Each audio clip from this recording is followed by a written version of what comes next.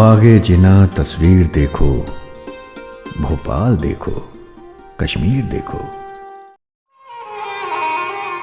हिंदुस्तान एक अजीम मुल्क है और इसकी अजमत के चर्चे सारी दुनिया में हैं। ये मुल्क कदीम तहजीब व सकाफत के साथ साथ जदीद तरक्कियों के लिए भी जाना जाता है।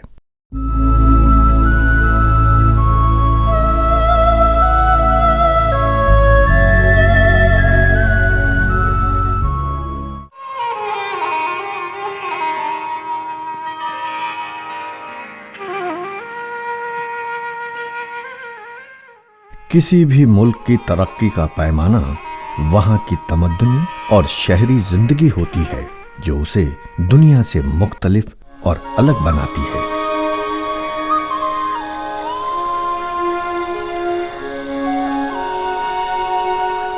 और उस तमद्दुनी जिंदगी का गहवारा होते हैं वो शहर जो अपनी मखसूस तर्ज जिंदगी और सकाफत व तहजीब के लिए जाने जाते हैं।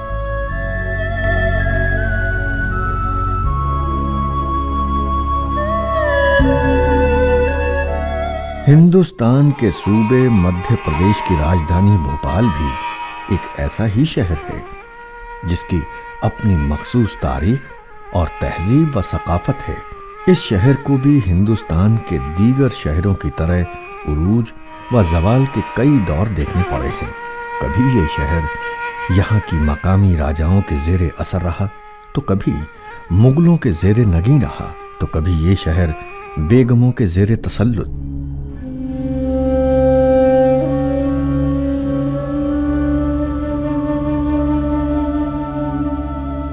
अब आए हो तो यहाँ क्या देखने के लिए? ये शहर कब से वीरान, ये लोग कब के गए।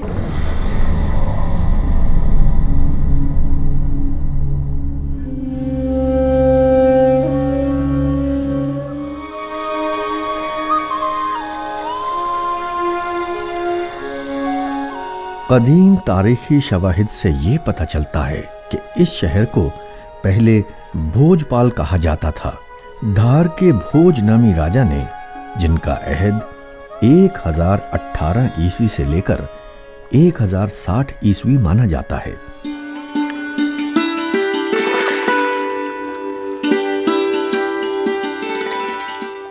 तकरीबन 25 मुरब्बा मील के रकबे में एक तालाब बनवाया था जिसके किनारे एक गांव आबाद था। उसी मुनासबत से उस गांव का नाम भोजपाल हुआ।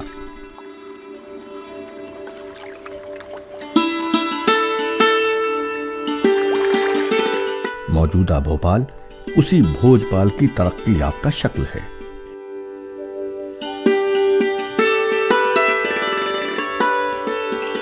कहावत जो भोपाल में बहुत आम लोगों की ज़बान पे पाई जाती है वो सुनाना चाहूँगा आपको कि तालों में भोपाल ताल, बाकी सब तलैयाँ, और रानी में कमलापति, बाकी सब गधैयाँ। तो ये कहावत जो है भोपाल के तालाब की बात करती है और दूसरा रानी कमलापति जो गोंड रानी इस इलाके की थी, उसका नाम इस कहावत में आया है। ये रियासत गोंड महारानी कमलापति तक कायम रही। उसके बाद यहाँ एक अफगान सरदार दोस्त मोहम्मद खां का तसल्लुत कायम हो गया जो मुगल फौज में एक कमांडर था। दोस्त मोहम्मद ने अपनी बेगम फतेह बेगम के नाम पर एक किला तामीर कराया जो फतेहगढ़ के नाम से मशहूर हुआ।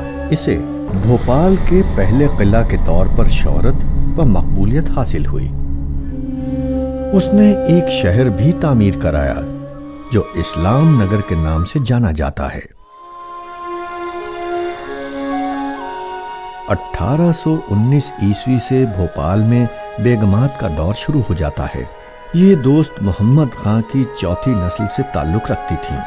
कुदसिया बेगम यहाँ की मशहूर व मारूफ बेगम गुजरी हैं। इन्होंने वहां बड़ी बड़ी तारीखी इमारतें बनवाई और मसाजिद तामीर कराया।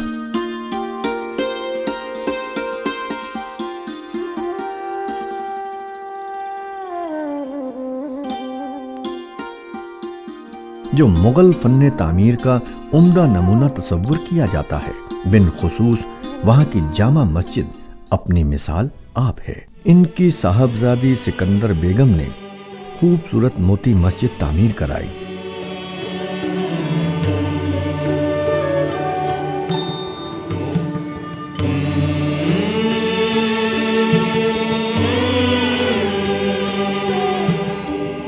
सिकंदर बेगम की बेटी शाहजहां बेगम ने फिर वहां की रियासत की कमान संभाली। उनके अहद में वाक़तन उस शहर की तरक्की का सुनहरा दौर शुरू हुआ। उन्होंने शाहजहानाबाद शहर की तामीर की और कई आलीशान महलात बनवाए जिनमें वह खुद क़याम पजीर थीं। उनके मशहूर व मारूफ महलों में शफकत महल, सरदार मंजिल और नूर महल काबिले जिक्र है। लेकिन उन महलात में जिसे सबसे ज्यादा पसंदीदगी और हुस्न की नजर से मर्तबा हासिल है, वो है ताजमहल। इसे बिलाशुबा हिंदुस्तान का सबसे खूबसूरत महल कहा जा सकता है।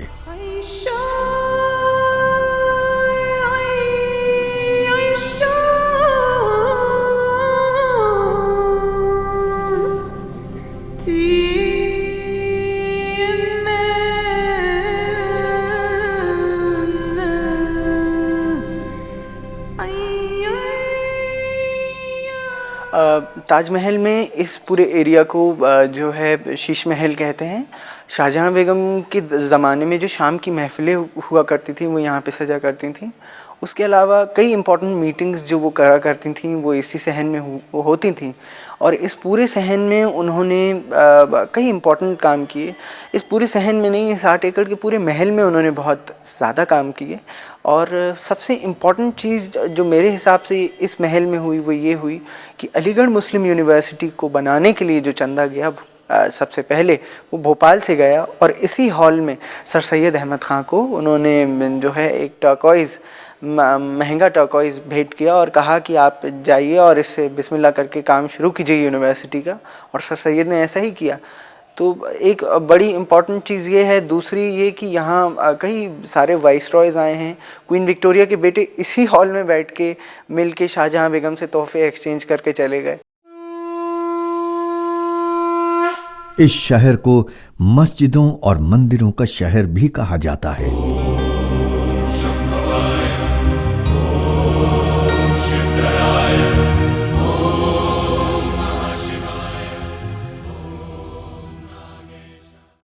ये मंदिर ये करीब लगभग 200 वर्ष पुराना है। इस मंदिर को शाहजहां बेगम के राज में हमारे दादाजी पूजनीय बलदेव दास जी को माफ़ी में दिया था।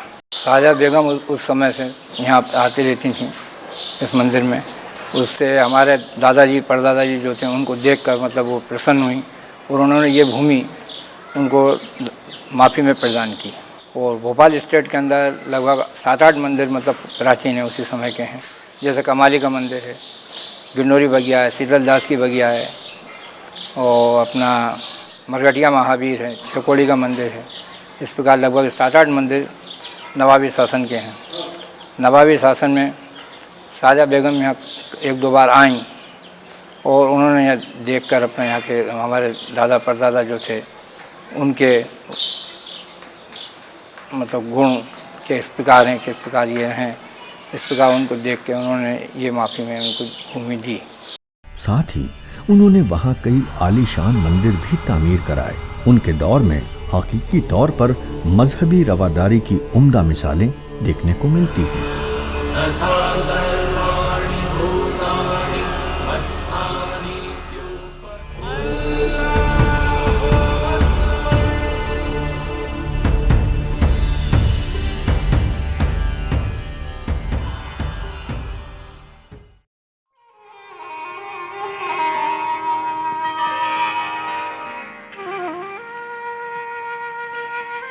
इस शहर में एशिया की सबसे बड़ी मस्जिद ताजुल मसाजिद आबाद है।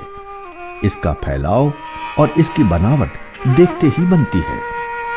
मुगल तर्ज तामीर का ये मस्जिद एक उम्दा नमूना है।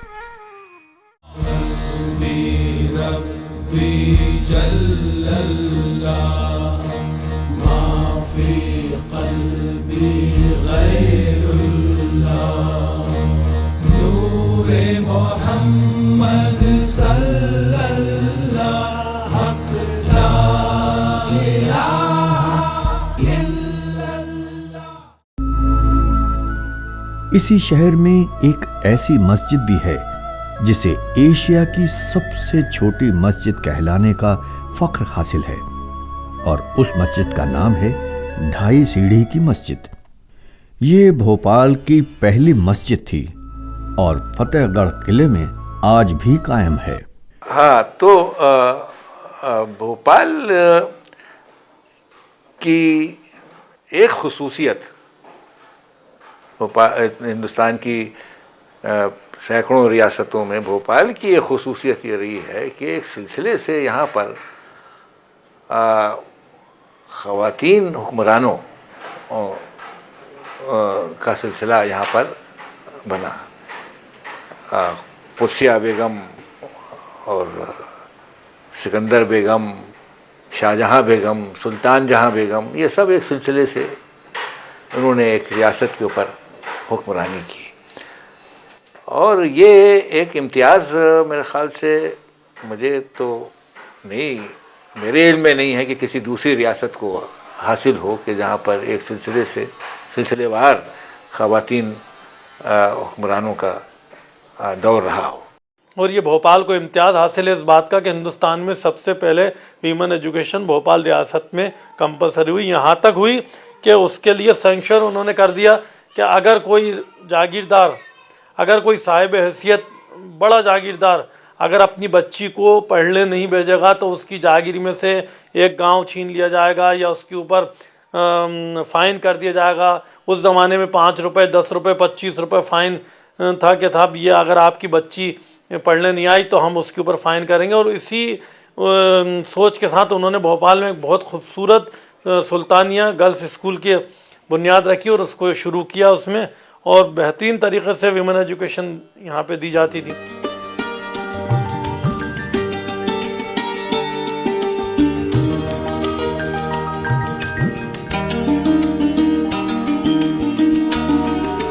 इस शहर को झीलों और तालाबों का शहर भी कहा जाता है। आज भी यहाँ कई बड़ी बड़ी झीलें हैं जो यहाँ की खूबसूरती और हुस्न में 4 चांद लगा रही हैं। कुछ झीलें तो ऐसी हैं जो कुदरती तौर पर वजूद में आई हैं, और कुछ झीलें ऐसी हैं जिसे बदलते वक्त के साथ इंसानों ने खुद तामीर किया है।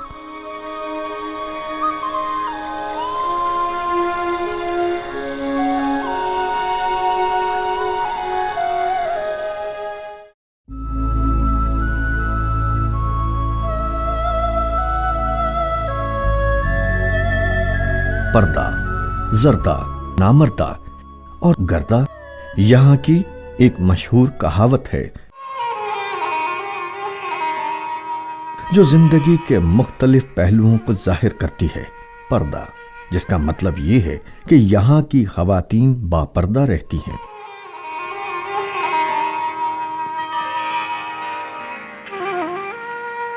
पर्दा की वो रिवायत आज भी न सिर्फ मुसलमानों में बल्कि वहां के दूसरे मज़ाहिब के मानने वाले लोगों में भी मकबूल है। जर्दा से मुराद पान के साथ इस्तेमाल होने वाला वो मखसूस मसाला जिसकी अपना एक मखसूस जायका और खुशबू है।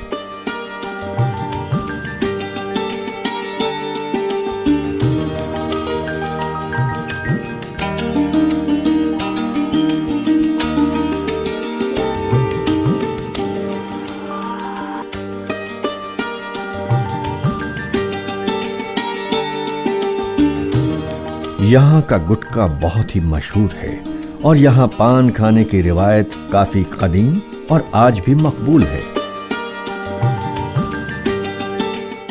गर्दा से मुराद वो गर्द है जो यूनियन कार्बाइड में हुए हादसे की वजह से उसकी गैस आज भी वहां के आसमान को आलूदा किए हुए है। कि यूनियन कार्बाइड से मिली हुई एक बस्ती छावनी कहलाती है मौजूद है, वहाँ पर मुशायरा हो रहा था और उस मुशायरे में बहुत से शायर मौजूद थे, लेकिन एक नामवर शायर का नाम लेना ज़रूरी है। क्या भोपाली भी मौजूद थे। तो 12 बजे जब वो गैस रिलीज वहाँ से हवा के ज़रिए कुछ आई तो मुशायरा फिर बिखर गया और लोग उठ के रवाना हुए, वहाँ से भागे। उनमें से बहुत से लोग मुतासर हुए थे और बेशतर लोग मर गए बहुत कुछ। ये एक ज़बरदस्त शहीदी थी।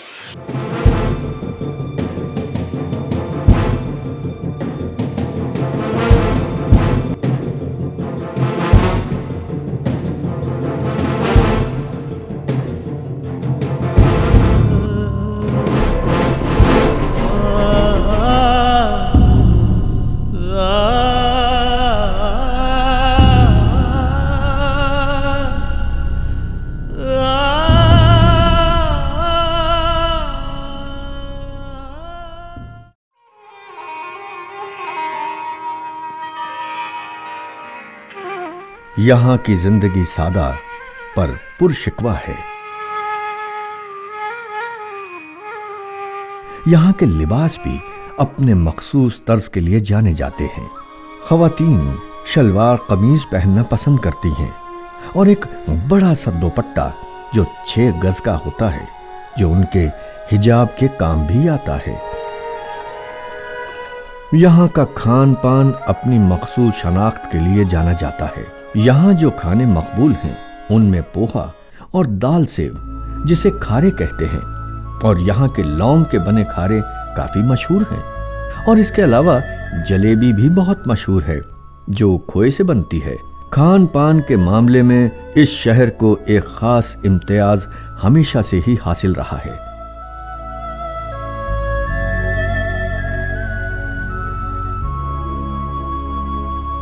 यहाँ के मुगलई खाने सारी दुनिया में मशहूर हैं। यहाँ की मिठाइयाँ और पकवान की खास लज्जत व शोहरत है। हमारे यहाँ रोटी पे आते हैं तो रोटी जो है हमारे यहाँ एक रुमाली रोटी होती है और एक दोहरी रोटी होती है जिसमें तेल लगाते हैं और चिपक जाती है, वो दोहरी रोटी कहलाती है। और फिर हमारे यहाँ कौरमा है, बिरयान है। बिरयान मतलब बिरयानी का ही एक दूसरा नाम है। और फिर हमारे यहाँ मीठे में मुज़ाफ़िर है और ज़र्दा है, वो चावल होते हैं ऑरेंज कलर के। और फिर उसके बाद हम शीरमाल है, और शीरमाल कौरमा जो है वो कौरमा जो है शीरमाल से खाते हैं। और बाकर खानी है, वो भी शीरमाल का ही दूसरा फॉर्म है।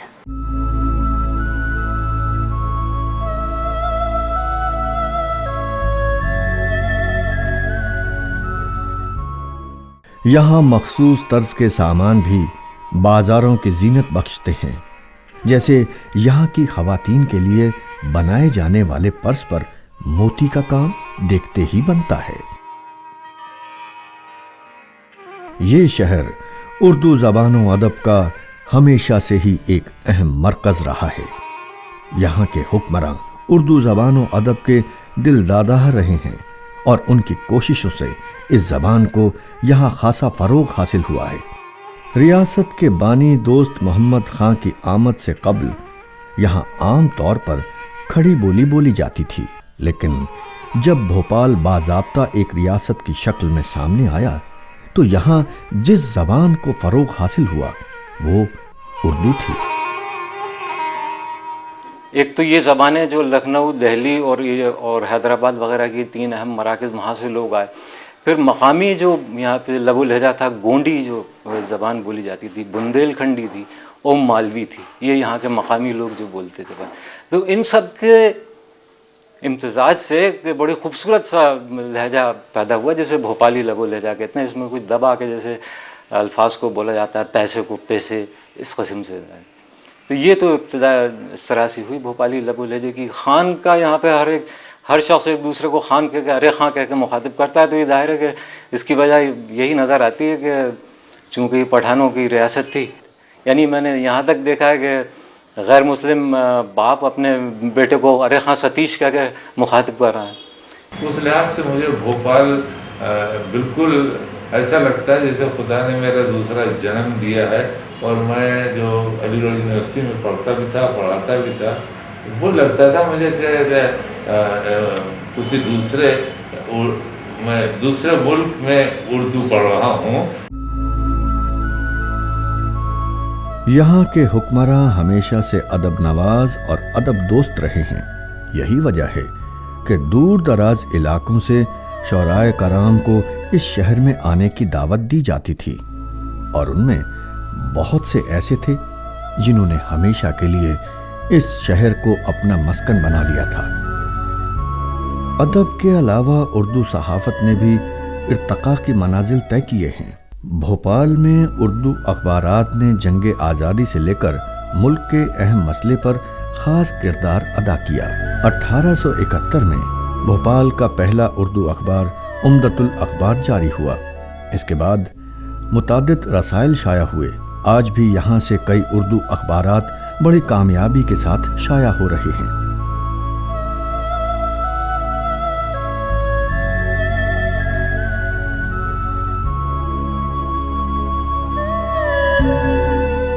दुनिया के इतिहास में कहीं नहीं मिलेगा उस तरह का उदाहरण, किसी भी सहाफत में, कहीं भी, किसी पत्रकारिता में। सुबह वतन ने एम इरफान का एक कार्टून छापा, आप चाहेंगे तो उसका यहाँ फोटो भी मिल जाएगा आपको, अपने यहाँ उपलब्ध है वो अंक। उस कार्टून में क्या हुआ, एक जब लोकल गवर्नमेंट के लिए जब चुनाव हुए नगर पालिका वाले, तो एक उम्मीदवार तो खड़ा किया, नवाब की तरफ से खड़ा हुआ, और एक उम्मीदवार आवाम की तरफ से खड़ा हुआ। अवाम का उम्मीदवार जीत गया, नवाब का जैसे संरक्षण प्राप्त था, समर्थन प्राप्त था, वो उम्मीदवार हार गया। तो एम इरफान ने जो कार्टून बनाया वो ऐसा बनाया कि बहुत बड़ा पहलवान, बड़ा हष्टपुष्ट पहलवान, मोटा ताजा, वो चित्त पड़ा हुआ और उसकी छाती पर सवार है एक बिल्कुल सेकिया पहलवान जैसा व्यक्ति, और उसको उन्होंने लिखा है कि अवाम का उम्मीदवार, और इसको लिखा है जमींदारों का उम्मीदवार। इस कार्टून के कारण उसका, चूँकि इस समय माहौल बहुत अजीब तरह का हो गया था, एक तरफ पूरी पब्लिक मतलब मेजॉरिटी और एक तरफ नवाब। इसका असर ये हुआ कि उस कार्टून को बनाने वाले, अखबार को संपादन करने वाले, अखबार को छापने वाले, अखबार को बेचने वाले, सब लोगों को नवाब ने उठा के जेल में कर दिया। जब ये जरिया रही तो इस पत्रकारिता ने कभी ये नहीं देखा कि वो मुसलमान आवाम की बात कर रही है कि हिंदू आवाम की बात कर रही है। वो ये चाहती थी कि जो नवाबी हुकूमत है वो जनता के हित में काम करे, और जनता के हित से वो इस बात को भी जोड़ती थी कि भोपाल की जनता के हित में काम करे। उर्दू में शान ये है कि जो लफ्ज़ भी बोला जाए, यहाँ तक कि अंग्रेजी, मेरी कोई तमाम किताबें देख लीजिए, सारे लफ्ज़ मैंने आपके अंग्रेजी के, मैंने जो मुराद उर्दू ने सब छीन लिए। अब वो उर्दू हो गई, बटन, शॉल, ये पैंट, शर्ट, माइक्रोफोन, हर चीज़ अब ये उर्दू हो गई है, और हम उसको इतनी खूबसूरती से बोलते हैं। चेयर, सोफ़ा, ये सब हमने उर्दू को मान लिया, टोटल उर्दू है। जो आदमी इसको उर्दू ना कहे और कोई और उर्दू बताए, वो मैं नाराज़ वाराज़ तो बाद में होऊंगा, मैं बताऊंगा कानूनन उर्दू अदब के कानूनन वो झूठ बोल रहा है। उर्दू एक ऐसी ज़बान है, उर्दू और हिंदी, जो संस्कृत की आखिरी शक्ल है। सिर्फ हिंदी जो हिंदी जो शब्द है, ये पर्शियन का शब्द है, उर्दू तुर्की का शब्द है, हमने ये नाम ले लिए हैं। उर्दू के फ़रोग़ के लिए मुख्तलिफ अदबी अंजुमनों, कुतुब खानों और इदारों का क़याम अमल में आया। उर्दू अकादमी भोपाल का क़याम भी इसी मकसद से हुआ, ताकि उर्दू ज़बान व अदब को खातिर ख्वाह फ़रोग़ हासिल हो सके।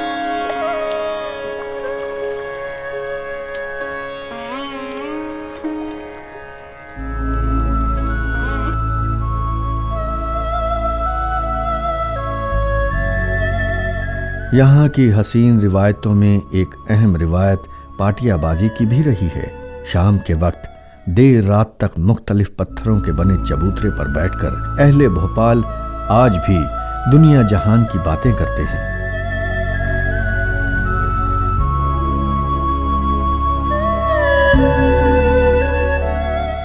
पटियों पर बैठते थे कि सारे मसले हल होते थे।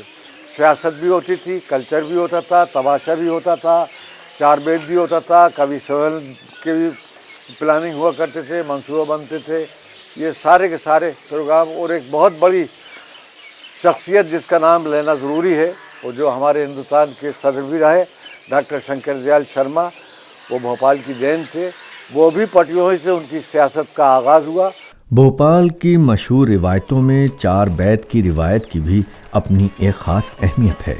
आज भी शहर के लोग इसके ख़ास दिलदादा हैं और इस कदीम फ़न को बाकी रखने और फ़रोग़ देने में अपना अहम रोल अदा कर रहे हैं। ये शहर आज भी अपनी जदीद तरक्कियात के लिए जाना जाता है। यहाँ कदीम के साथ साथ जदीद का उम्दा इम्तिजाज देखने को मिलता है।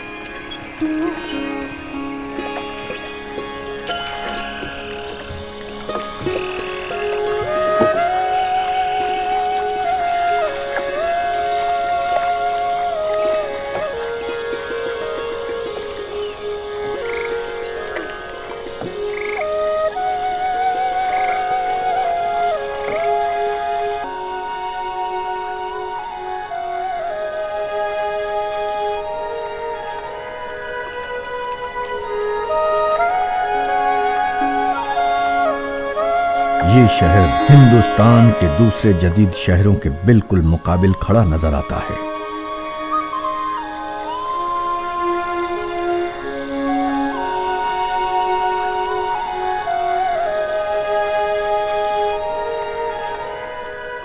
हिंदुस्तान की अजमत, मेरे बच्चे गाते हैं, हिंदुस्तान की अजमत, एमपी की शान और शौकत, भोपाल खूबसूरत, भोपाल खूबसूरत, भोपाल खूबसूरत।